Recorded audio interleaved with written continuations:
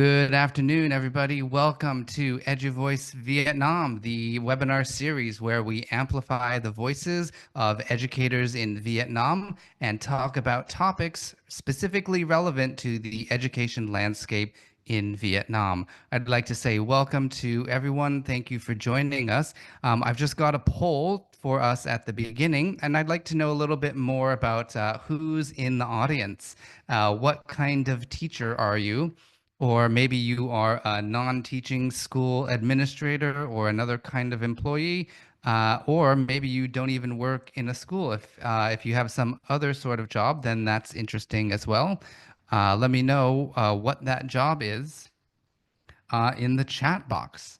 All right, so we're gonna give you guys a couple of minutes to finish answering that. We got 46 people here, and 23 people have answered the poll. So keep on going. I'll give you maybe one more minute. In the meantime, I'd like to give a very special welcome back to some of our guests who are repeat attendees of the EduVoice series.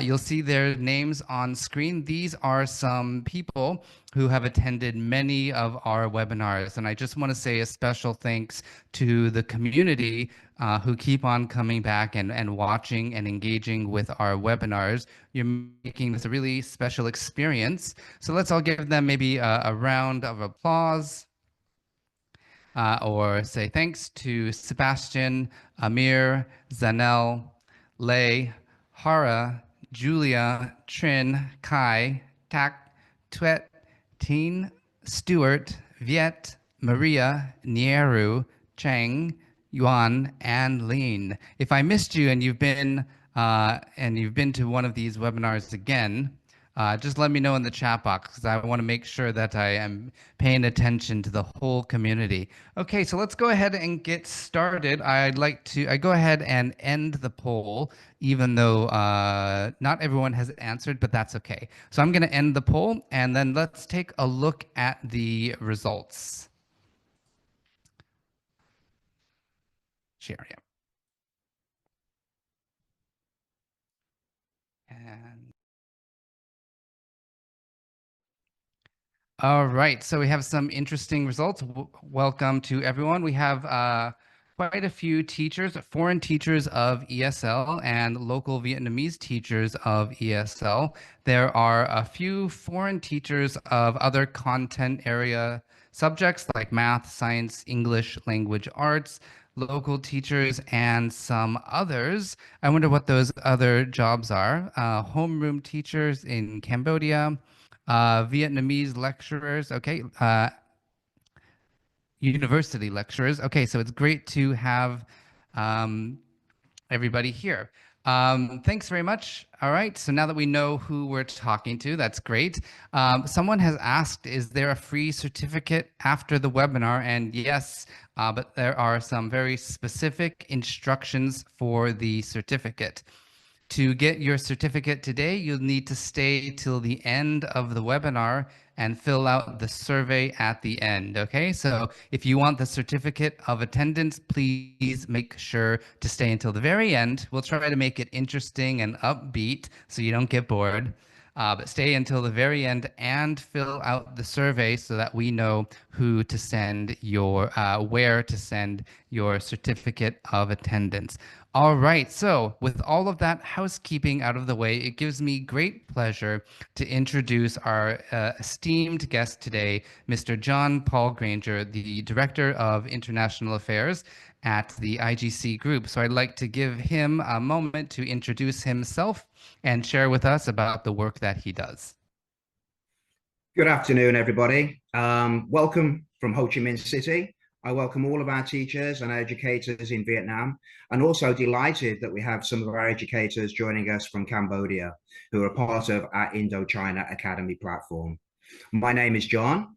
I've been in Vietnam for more than 25 years. My current position is Director of International Affairs for IGC Group. IGC Group is a school group which has more than 25 campuses throughout Vietnam with more than 20,000 students. We are part of a wider group. We have schools in Chiang Mai, and we also have schools sister schools in Cambodia, in Phnom Penh. My role is to really bring the world to the classroom. And this is why I'm so pleased to have the opportunity to work alongside National Geographic Learning. We have the same methodology, the same ideas, that through interesting texts, we're able to engage our students and we're able to make the outcomes, the objectives, and ultimately their progression into university higher education that much more interesting, fun, and not coming from a boring classroom environment. And that's something I think we're going to talk a lot about today, is engagement and what we can ultimately do to make our students successful, but also us as educators to enjoy our job, to love what we do, and to enthuse our students. Thank you, Andrew. Thanks for joining us. So that's really great to hear. All right. So before we get in, I've got, again, another question for the audience.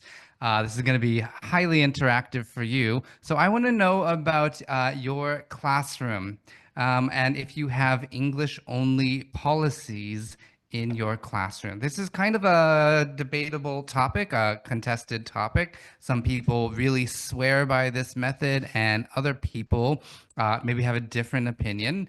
And it's sometimes not a yes or no question, which is why there is that other option. And if you want to explain what you mean by other, feel free to share what you mean in the comments. Okay, so let's see, you got 32 people have answered so far out of 68. I'd love it if I can get the other 34 people, or 36. I'm bad at math. Don't judge me on that.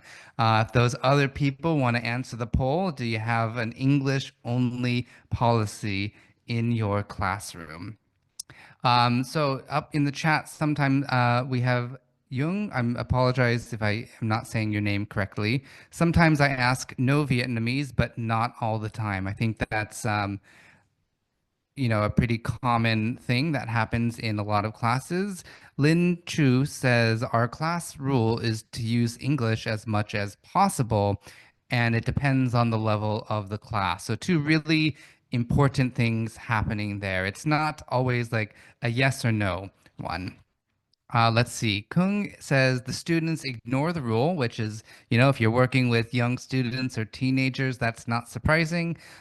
Laura has said English is expected. However, some learners are still at the early stages of language development and may request assistance from a peer.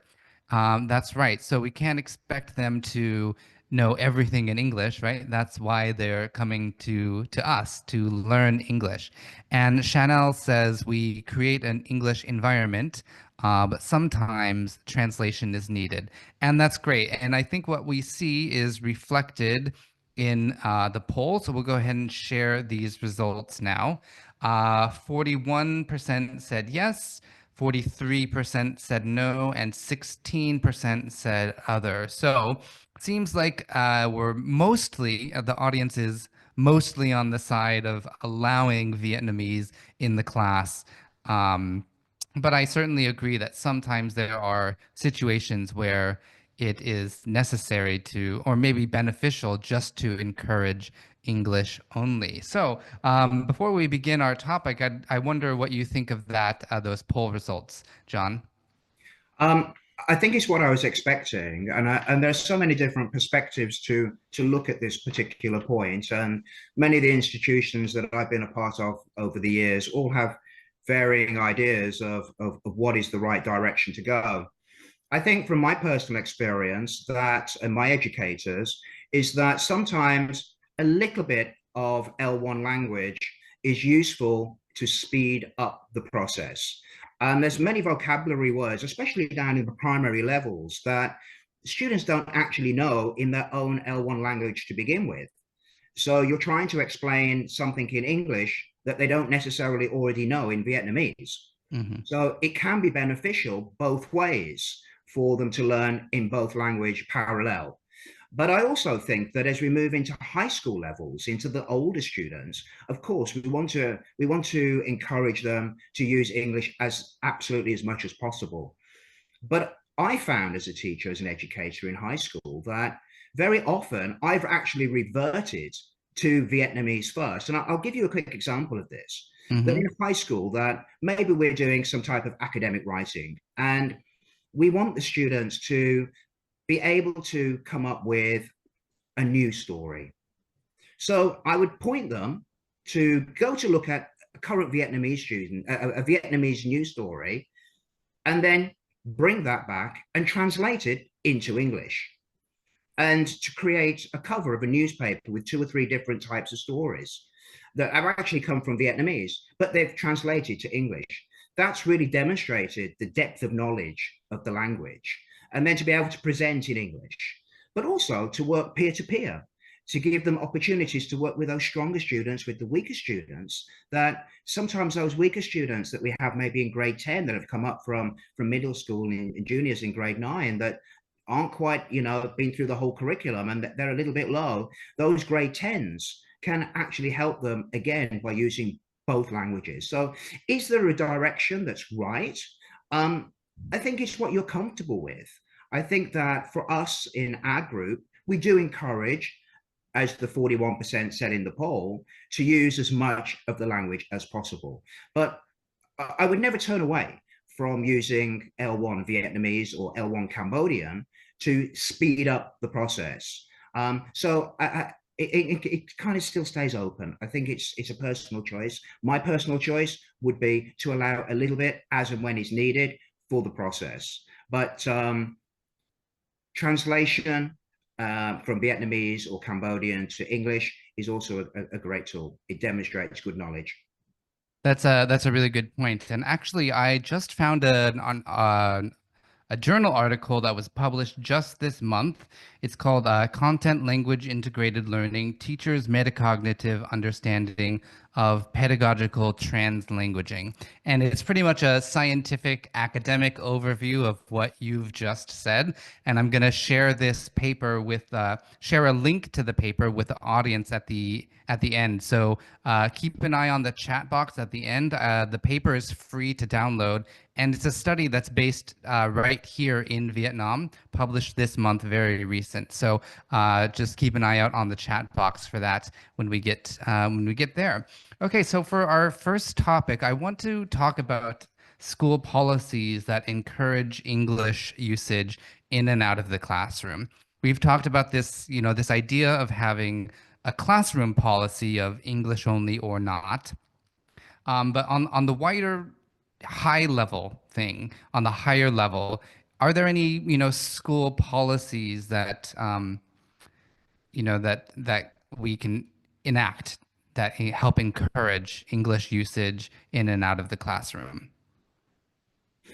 I think that the world that we live in today is so interconnected, and that us as educators really need to think outside the box. And my major role is engaging with other institutions, be it in Vietnam and around the world, and having the opportunity to create such things as connecting classrooms and to be a part of international events, international competitions. So the students are able to really take what they've learned and been absorbed to in class and in around the school setting, and actually go out and use it in the real world.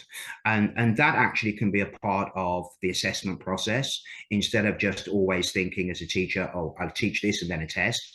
Well, testing really in today's education environment is not the right word. Assessment is the right word. And what the output of these competitions, events, connecting classrooms, projects, PBL work, can all be a better gauge and a better weight of what the students are actually capable of, instead of a 45-minute test, as an example. We're currently working with Yale University, and we have a group of students from Vietnam, Thailand, and Cambodia going out to Singapore just next week to take part in a Model United Nations. And the output of that is a part of their assessment process. So it's allowing the students to be involved with it in social studies, which was National Geographic learning texts, throughout their grade 6, 7, 8, and then 9. And then in grade 10, they're able to, as I say, go out to Singapore, take part in a real MUN, and then we can gauge the output and success of the learning outcomes from that, instead of just being based in the classroom. Connecting classrooms are fantastic programs. Jump online, go to a website, I'm looking for a Connecting Classrooms program. There are so many schools around the world want to do that. It can be an individual class, it can be a school. We've done some fantastic things with schools in America, right over there in Idaho, in potato country, where they've Hmm. worked online on projects for sustainability with our students in Vietnam. We're also in-house now doing Connecting Classrooms program. We've just completed one with National Geographic Learning. We had an explorer present to over 1,200 of our students across 3 countries. After that, we did a Connecting Classrooms program, and then they presented to yourself just last week, Andrew. And that's the output of that type of project. Yeah, it was really enjoyable for me to go and see the students speaking in their public speaking demonstration. That was really fantastic. So what I'm getting from that conversation or from your summary here, your answer is that, you know, there's not really like one school policy where we can say No, you must do this or you must not do that. It's really about creating environments and opportunities, I guess, for students. I think that's correct. I think that the important thing is for us as educators to remember that we want not just for our students, but we also want for the teachers, the employees too, to be able to develop, to grow, and also to benefit, to be a part of those types of international competitions and events, such as being a mentor or being a part of that program. And they're building up their own portfolio too. And I think that's a policy in itself. That's a policy of professional development and training for our teams and as our teachers to make them really feel that they can bring the world into the classroom and that they are supported by the leaderships of schools. All right. So yeah, so rather than telling teachers you must do this in your classroom, it's a policy for administration to say how can we support the teachers? How can we provide them the professional development that they need or that they desire? That's right. And again, you know, teaching is individual. We're all very different. We all have very different experiences. But at the end of the day, we're educating the students and we need autonomy to be able to do that. We need to be well planned. We need to have a clear objective. We need to know what the goal and the target is, but we need autonomy to be able to do that. I love that word autonomy, and really letting teachers go the direction that they need, and letting students kind of explore their interests. And you know, it's like that the event that I was at last week. The students got to pick which historical figure they want to talk about, rather than being assigned, you know, write a biography about the person that we read about in the textbook. I thought it was so much more interesting that the students could talk about the person that they thought was interesting based on their research. Um, And that's right, Andrew. You know, I think that what it demonstrates is, as I've already been, you know, said about National Geographic Learning texts, is that it allows for such a depth. The book is the starting point, but the creativity and the depth that students can go. So it really allows for such differentiation across all levels of students to really go above and beyond, as you saw last week at the competition, that students have only had a couple of weeks to research a topic of a person they've never even heard about, but able to give such depth. And again, that's what I believe that our NGL text bring to us and to our ESL program. That's great. All right. So, in summary, it's kind of about not mandating what teachers must do, but really giving them the freedom and autonomy to help them succeed. All right. So, what I have next is another poll for the audience. Before we move on to our second topic, I want to think about, I want to know what the audience thinks about their teaching ability in a second language. So our poll now is this question: could you teach a subject like math, science, or history in your second language? So I'm pretty good. You know, I English is my native language, my mother tongue, and you know, I might be able to. I've actually done some math lessons. So yeah, even though I'm a trained English language teacher, I could teach some math simply, some simple level math in English.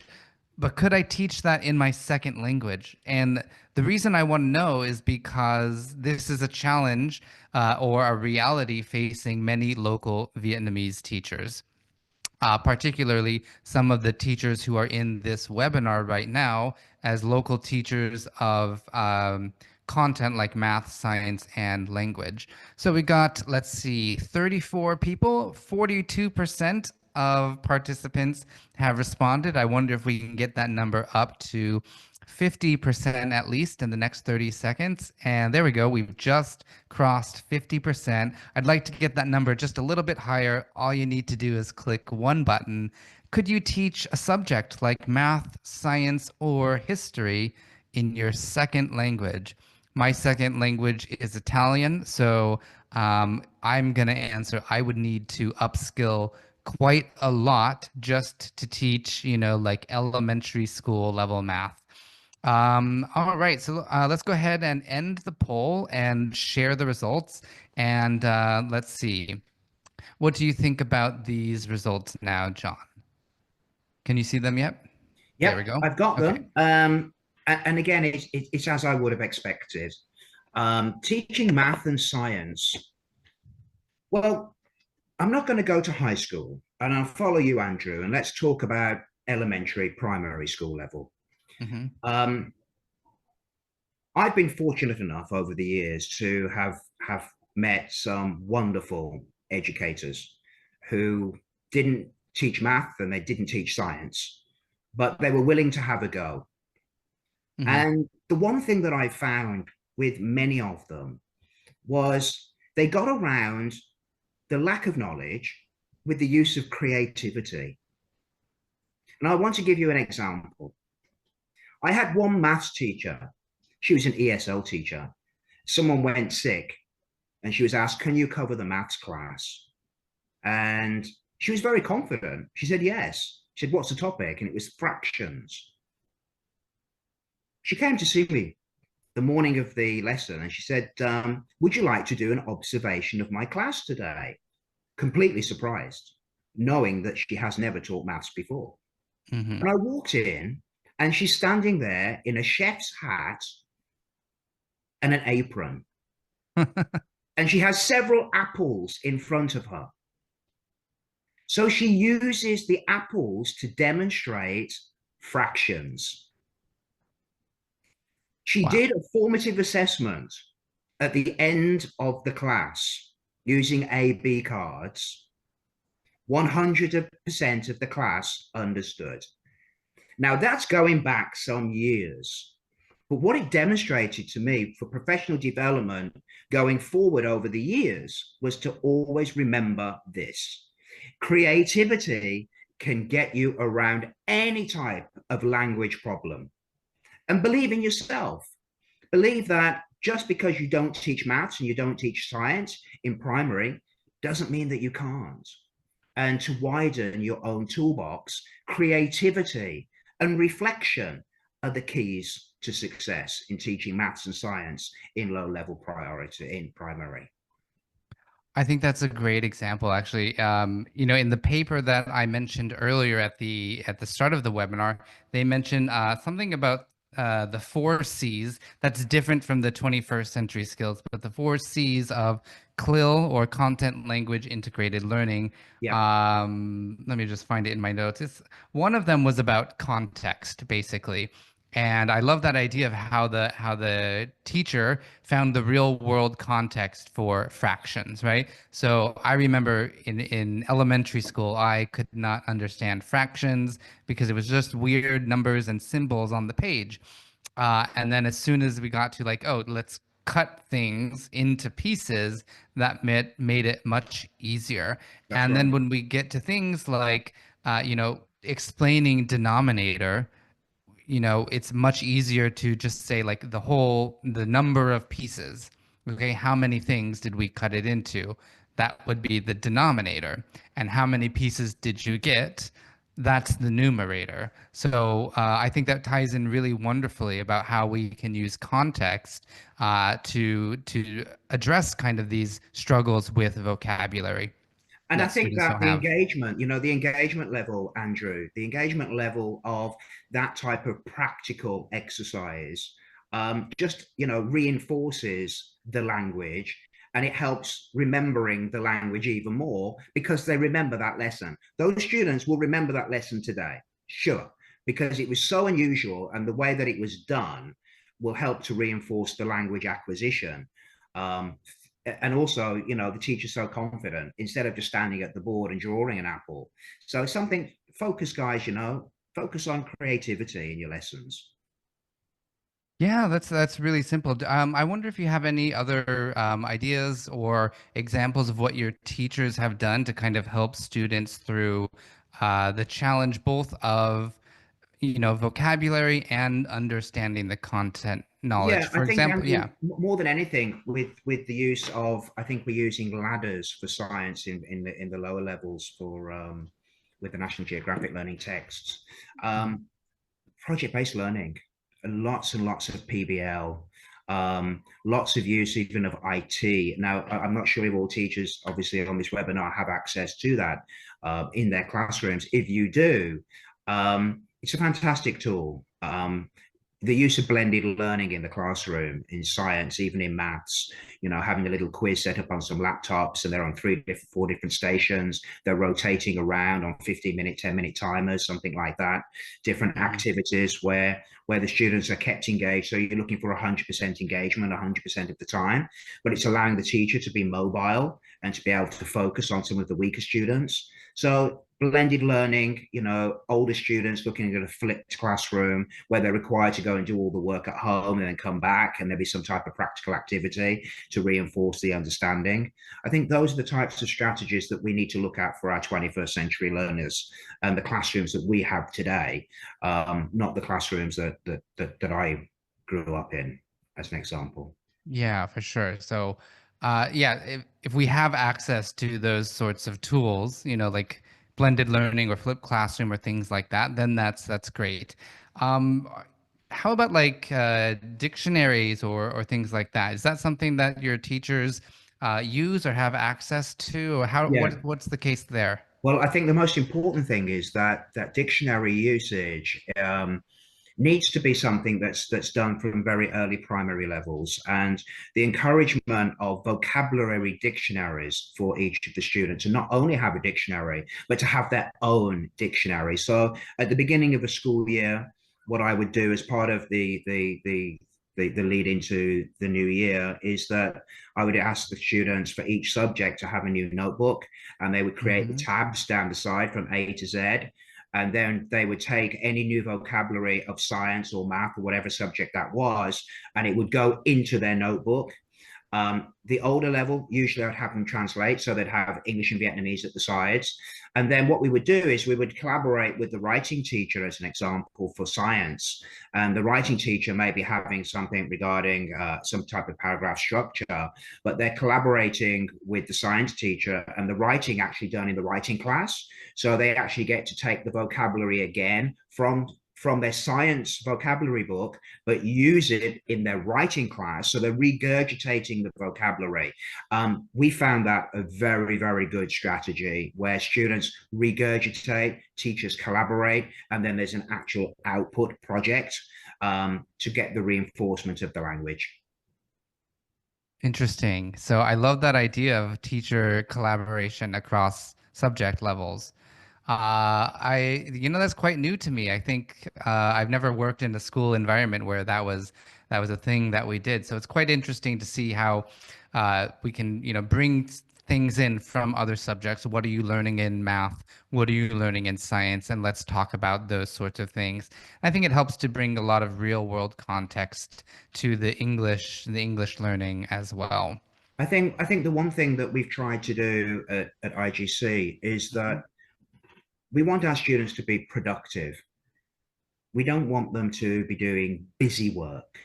We want clear objectives. And by having teachers collaborate together to be able to kind of cross-curricular and PBL. So as another example, maybe the social studies teacher is working comparatively with the academic English and the academic writing teacher. So the social studies may be learning, let's think, pull a subject like Farley the Red Panda from an NGL title. And the academic English teachers learning about past present, whatever it might be, some grammar point. And then the writing teachers learning the students about the paragraph structure. And they work together collaboratively. And the students know the teachers are doing that because they talk about it in their lessons. So, okay, open up your notebook for your academic English. What are you doing? And engaging the students in social studies. Likewise, maybe in great writing for the writing subject. So the students feel like it's coordinated. The students feel that they're able to regurgitate the vocabulary, but the students feel it's meaningful. That writing task is meaningful. My 3 teachers are grading me on my one piece of work. So instead of being busy and time consuming, many of our students across the whole of Vietnam are learning English and Vietnamese subjects at the same time. They don't have time for busy work. They want meaningful work, and they want to know what the clear objective is. So when they see that the teachers collaborate together and that really helps them, they really buy into it. And I think the teachers also feel it's really a great strategy for them because it lightens their load of work too. That's really great to hear. So I like this idea of the teachers collaborating, and that's kind of you need. I think you need the school-wide approach to that. That's something that comes down from the planning of when are the teachers going to collaborate and how. Well, there's a couple of ways to do that. What we do at some of our schools is we're fortunate because we only have classes Monday through Thursday. So on a Friday, that's the day for collaboration. So on a Friday morning, teachers come in, grab a cup of coffee, they'll sit down, with subject teachers, English, science, or social studies. They'll say, "What are you doing next week? What do you need my help with?" They create a spreadsheet online so they can communicate with each other about each subject and then what one would like the other one to do on the spreadsheet. So they can just go to a Google Doc and they can see. They don't even have to meet sometimes. They just know, okay, Andrew needs me to check this vocabulary in my writing class from his social studies, so I'll put that in Thursday's class, and then each week you collaborate like that. And it's very simple. It's not complicated to do, but it's a top-down approach. It needs the management to understand that process, to see the inherent benefit. And I think the one thing that we're finding within IGC is that the learner outcomes have really improved, especially when they're doing things like IELTS. IELTS band scores have increased greatly just the last 2 or 3 years. Now, this current year, we've had, in last year's grade 12, as an example, many 9.0, 8.5 in writing because of this type of strategy. That's fantastic to hear. It sounds like it's really effective. Very. Yeah, so for the teachers who maybe are not in environments where they have organization set up to collaborate, do you have any advice or tips for them about how they might go about doing that sort of approach if it's not coming from the top? Get together.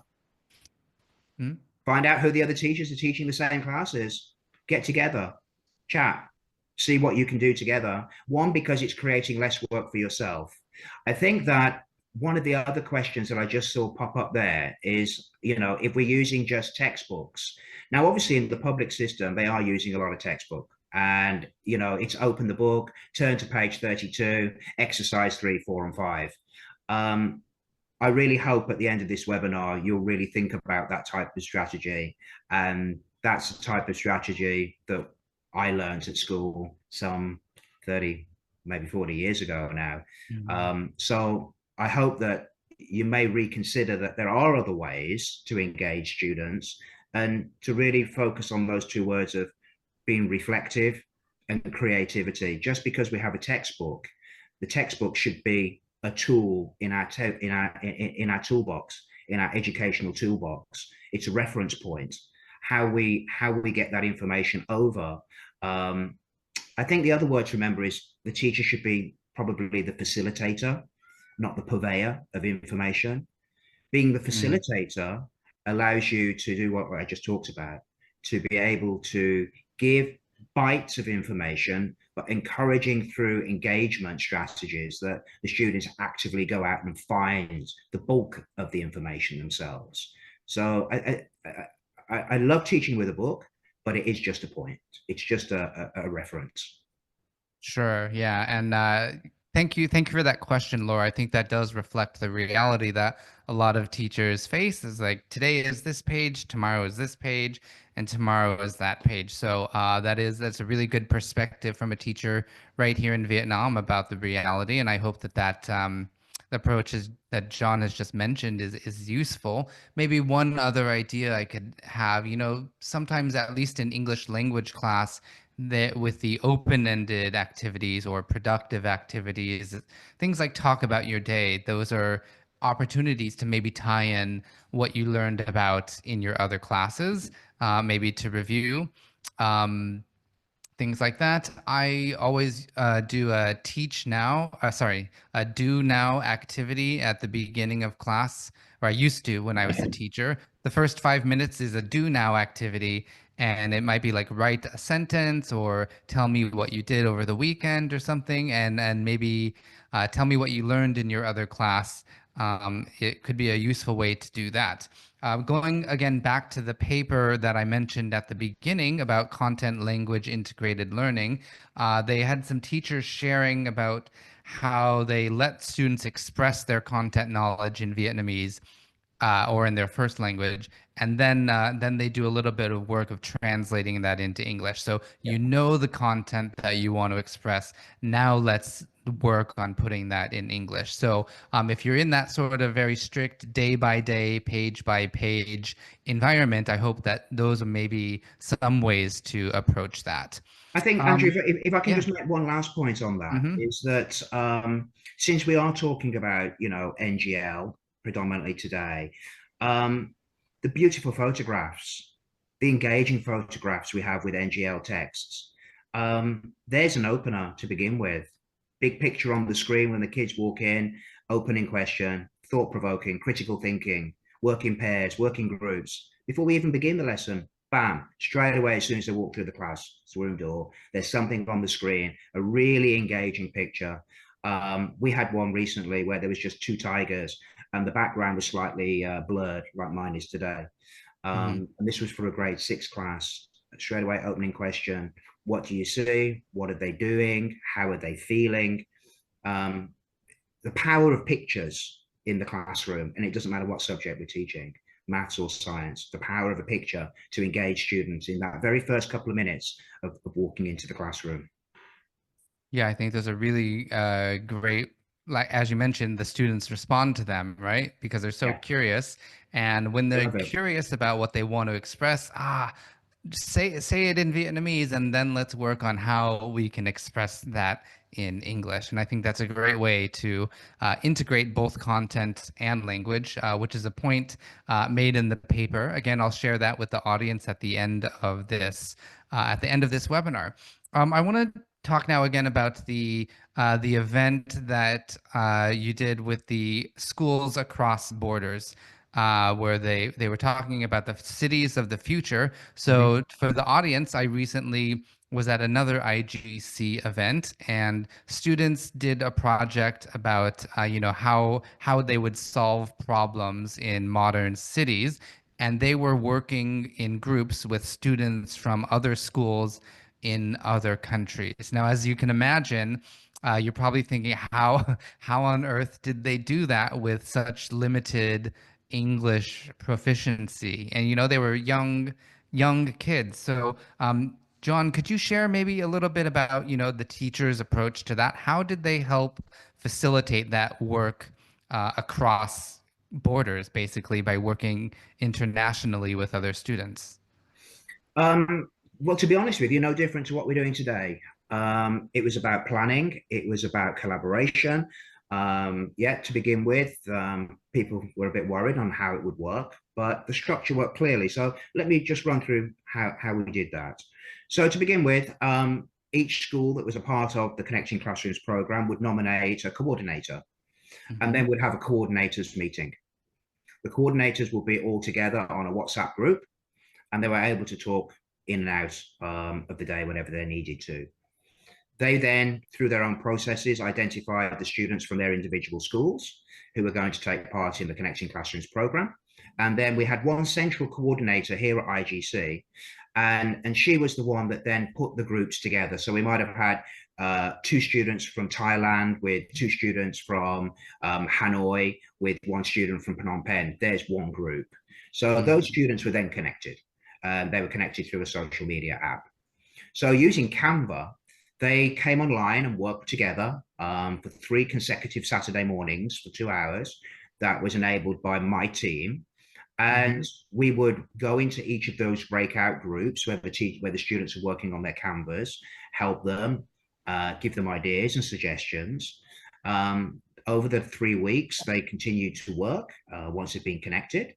And then we had a final rehearsal where the students showed us, the team, their Canvas, and we helped them with their presentations. And then ultimately, they presented to you. All about just simple, scaffolded approach, getting everybody on the same page. But I would implore all of you to have a go at doing something like that, because it might sound like a lot of work, but actually it isn't. It isn't a lot of work. The students are doing the work. Remember, being the facilitator, you're just bringing them together, giving them the topic and theme, helping them along the way, and then preparing them before they make that final presentation. So IGC is very happy to collaborate with other schools here in Vietnam, and our schools in Phnom Penh and Thailand are also very happy to collaborate with other schools that may be even part of this webinar today. So if you would be interested in collaboration on some type of Connecting Classrooms program, please feel free to leave a little message in the chat box, and we can arrange to connect up. That's fantastic. So I want to press a little bit more on to get specific on the scaffolding. Sure. Like, so the students need to talk together to make decisions. And I think a lot of teachers, myself included, when I was a very young teacher, I didn't know how to get the students to talk to one another in English when they were doing group work. So what kind of scaffolding did the teachers give in that situation? So ultimately, on the very first Saturday morning, so we would say group 1, there were 13 groups. Group 1, they were introduced to each other. They would come online like this. They would engage with each other. Hello, my name's John, and hi, my name's Andrew, and what school I'm at. The teacher interjecting to get the rhythm of it going. Then the teacher would stay in the group and help them to talk about the project, to talk about building the Canva, to give them some ideas and suggestions, and then slowly step away and let the students start to come up with ideas. They'd start to brainstorm, and they'd start to put something down on a Canva. The teacher would then interject, come back in, give them some more ideas in that first week. Then the second week, when they came back together, the teacher didn't need to interject so much. The kids already felt, okay, well, I know these people, we're building this thing together, and it naturally started to progress like that. So very quickly, as in a normal classroom environment, the students absorbed each other and were able to get on with the challenge very well. That's really sounds like it's useful, and it obviously was very effective because I saw the results of it. So that's great. It sounds like to really enable or to empower our students to work together, it's we need to do a little bit of work for them, showing them how to interact, It's setting the their modeling, Andrew. It's the modeling. It's very important that I believe that it doesn't matter what we ask our students to do, we must model fully first. So that objective is clear. So the students know the expectations. They know what's expected of the project or the PBL. There's no ambiguity. There's no not meeting the teacher's expectations, because you fully modeled it and set those expectations clearly. Sure. Yeah, so I think just in summary of that, I want to go back to all of the things that John has mentioned. So one was scaffolding to make our students successful. Scaffolding, starting very easy.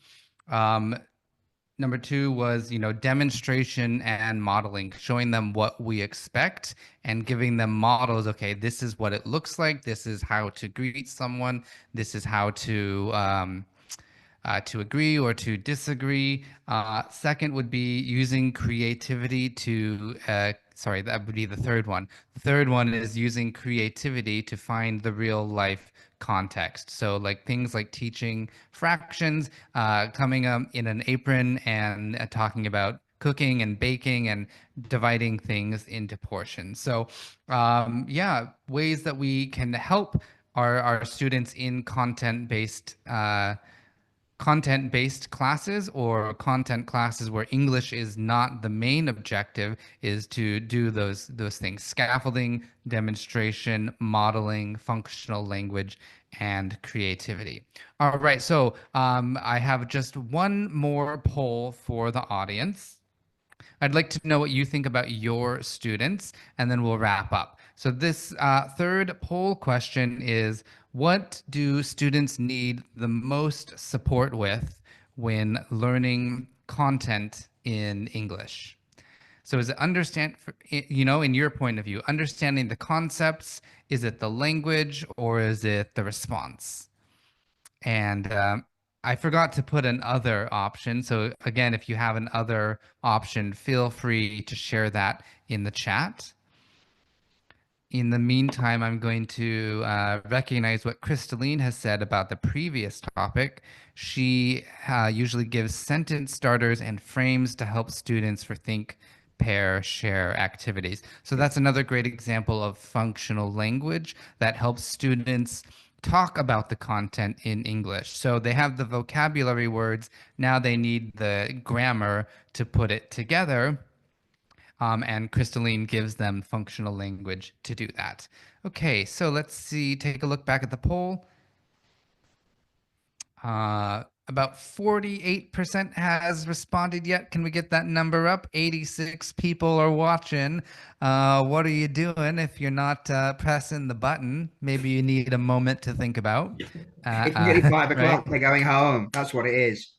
Yeah, right. Maybe some people are traveling at the same time as they're listening in. So I totally understand if you're not able to respond to the poll. We got 53% who have responded, 54% now. So let's go ahead and end the poll.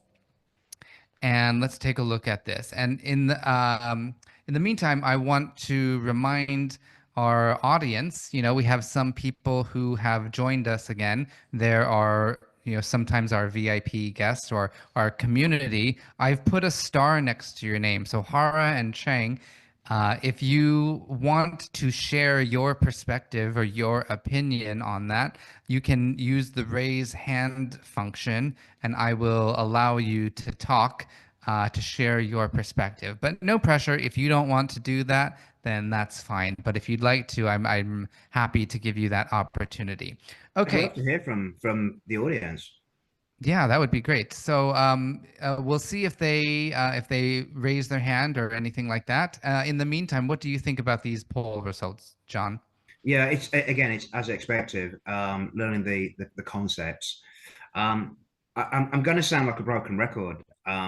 It's about the strategies that you're using to engage the students to understand concepts.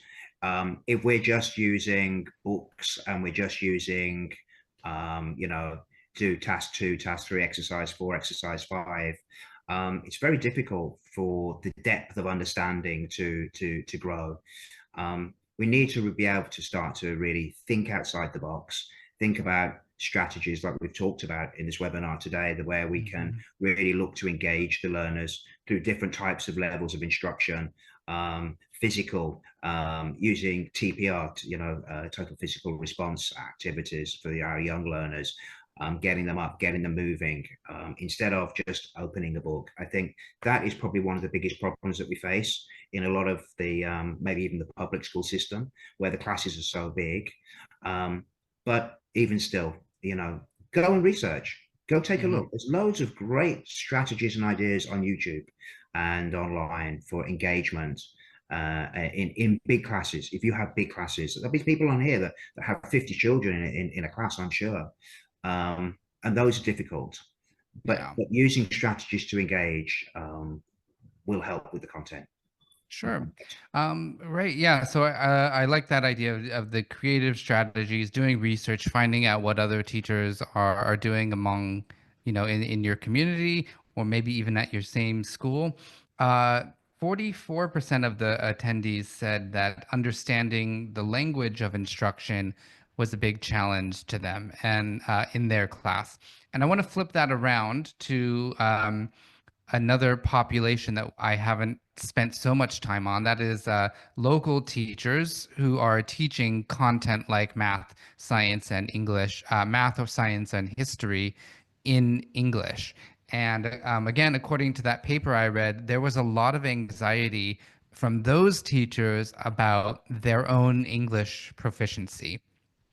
And they were worried that their English is not good enough. And there was, um, yeah, basically they were just very anxious about that. I wonder, from your experience working with those kind of teachers, if you have advice for what they can do to practice or increase the amount of English that they use in the classroom.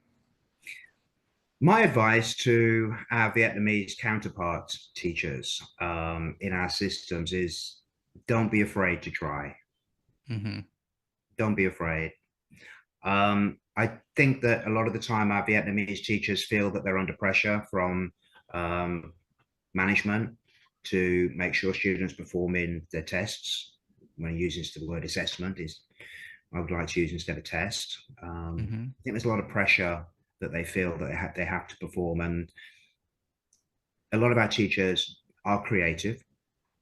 In this webinar, a lot of our teachers are creative. They want to try new things, but I think they're just sometimes a little afraid. And I think we need to get past that fear factor and find ways and strategies that you think that can improve.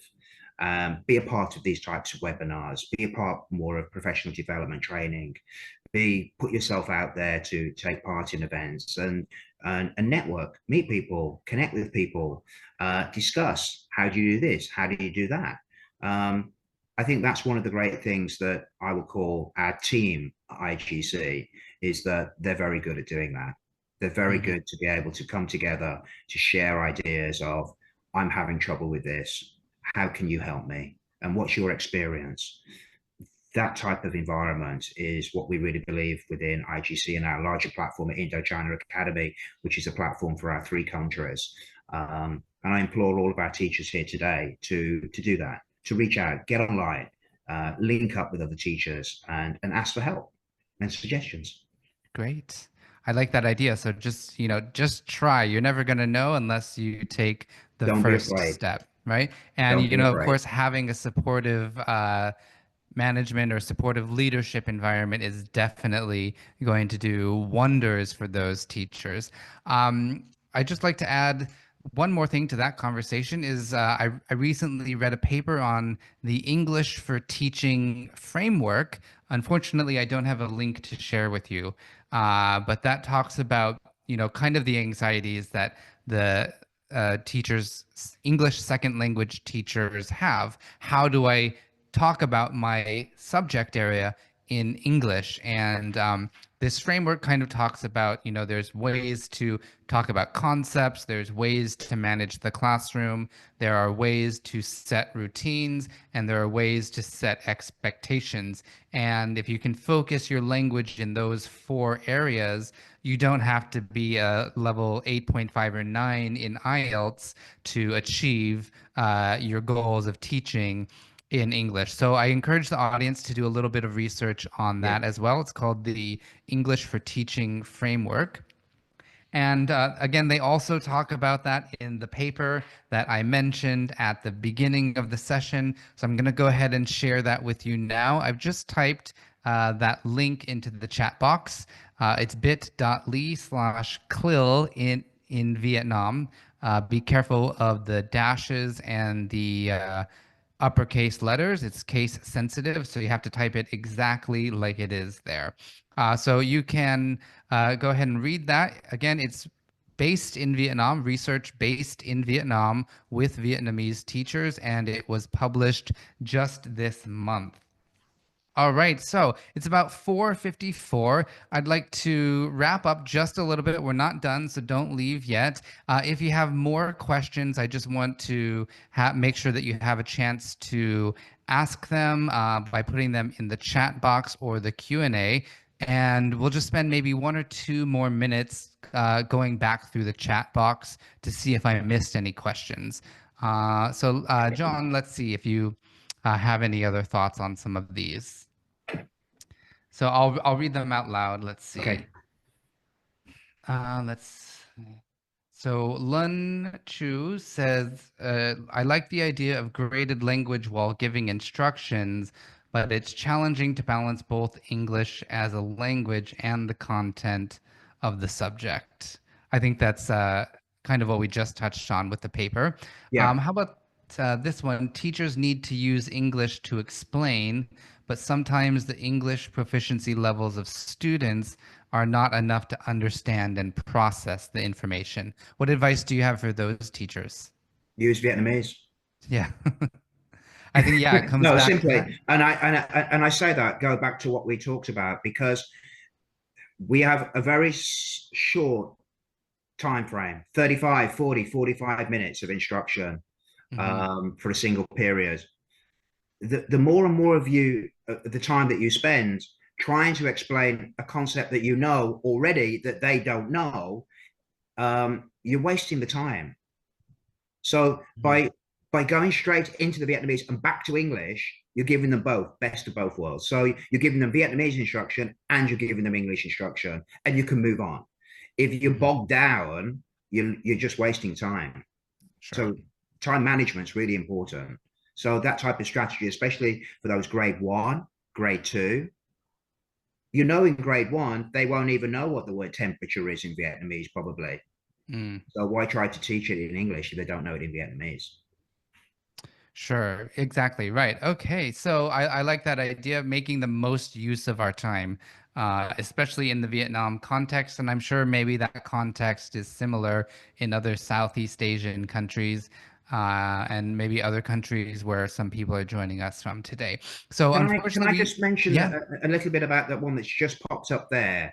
yes. Um, I think one of the things that I'd like to finally finish upon is talking about teacher talk time. Mm-hmm. Um, if you're talking too much, the students are not talking. So Yes. going back to the word of being a facilitator, giving the vocabulary, giving the content, giving the language, but let them use it. Give them the activities to support that, not teacher just talk, talk, talk, talk, talk. And I think that's sometimes one of the main issues with language acquisition. If you were to add up the amount of teacher talk time over a school year in comparison to student peer-to-peer talk time, there'd be a big disparity. We need to flip that on its head. We need to have a minimum of you know 70% student talk time, student activity against 30% teacher led. That's kind of the ratio that we work upon. I like that idea too. So give them the language and then the time Let for them use it. opportunities to Let them practice use it. it. That's fantastic. Thank you very much. Thank you so much, John, for sharing that. Just 2 more parting messages for our audience before you leave. So don't leave yet. I just want to remind you about the instructions on how to get your certificate of attendance. So make sure you stay till the very end of this webinar. Once you leave, it will take you to a survey, and that's where you can enter your email address for us to send you your certificate of attendance. So if you want that certificate, make sure to fill out the survey, please. All right, I want to give a huge thank you and a round of applause to our guest, John. I'll give you maybe 1 minute to say goodbye to the audience and to give them your parting message. Well, first of all, thank you, Andrew, and thank you, National Geographic Learning. You are one of our major strategic partners at IGC. We've been together now for more than a decade, and it has been a fabulous time that we've had. And I'm so honored to have been asked today. I'd just like to echo a couple of the things that we've talked about. First thing is, don't be afraid. Think outside the box. Be creative. Act as a facilitator, not the purveyor of information. Don't be a dictator. Allow students the talk time and not the teachers. Teacher, just facilitate a little bit, give a little bit, make the students do the work. But we're all educators. I'm sure we all love what we do and we get pleasure from what we do. And with a few tweaks and a few new strategies, we're putting more tools into our toolbox to make us each better educators, to educate this next generation that's coming up and will be the leaders of Vietnam and Cambodia in the years to come. So once again, thank you, everybody. Thank you so much, John, for sharing your perspective. And thanks again to our audience for joining in. I really appreciate you coming to listen. We would not have this webinar without our community and without our audience. So thank you so much for joining. Be sure to keep an eye on your email inbox for news about our next episode of EduVoice Vietnam. Thank you and have a wonderful evening, everybody. Thank you, Good night. everybody. Thank you. Bye-bye.